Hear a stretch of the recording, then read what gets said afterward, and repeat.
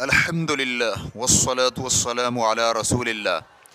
آیت فمن تعجل فی یومین کا معنی سوال کیا گیا ہے۔ میرا سوال حج میں جلدی کرنے کے بارے میں ہے کہ جلدی کرنے والا شخص 12 تاریخ کو ہی کیوں سفر کر جاتا ہے اور تاخیر کرنے والا 13 تاریخ کو جاتا ہے، حالانکہ اللہ سبحانہ و تعالیٰ کا فرمان ہے فمن تعجل فی یومین۔ اس طرح جلدی تو 11 تاریخ کو ہونی چاہیے۔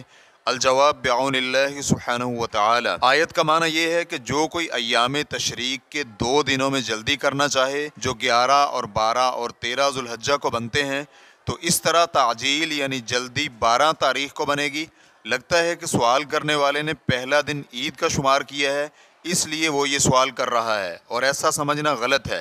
شیخ ابن عثیمین رحمہ اللہ کہتے ہیں، میں اپنے حجاج کرام بھائیوں کو اس غلطی پر متنبہ کرنا چاہتا ہوں، کیونکہ بہت سارے حجاج کرام یہ سمجھتے ہیں کہ اللہ سبحانہ و تعالیٰ کے فرمان فمن تعجل فی یومین کا معنی 11 تاریخ کو مینا سے نکل جانے کو تعجیل شمار کرتے ہیں، یعنی عید اور 11 تاریخ کو 2 دن شمار کر لیتے ہیں۔ حالانکہ معاملہ ایسے نہیں، بلکہ انہوں نے غلط سمجھا ہے، کیونکہ اللہ سبحانہ و تعالیٰ کا فرمان ہے وَاذْكُرُوا اللَّهَ فِي أَيَّامٍ مَّعْدُودَاتٍ فَمَن تَعَجَّلَ فِي يَوْمَيْنِ فَلَا إِثْمَ عَلَيْهِ۔ اور چند گنے چنے دنوں میں اللہ سبحانہ و تعالیٰ کا ذکر کرو، تو جو کوئی بھی 2 دنوں میں جلدی کر لے اس پر کوئی گناہ نہیں۔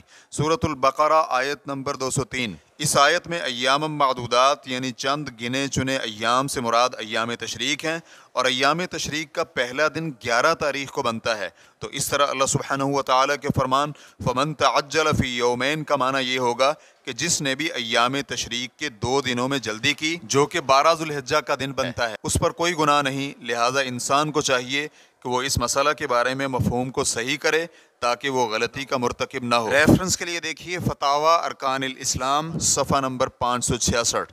واللہ تعالی اعلم۔ اسلام QA ریکارڈنگز مؤسسۃ الشیخ محمد صالح المنجد، المملکۃ العربیۃ السعودیہ، فتویٰ نمبر 36617۔ والسلام علیکم ورحمۃ اللہ وبرکاتہ۔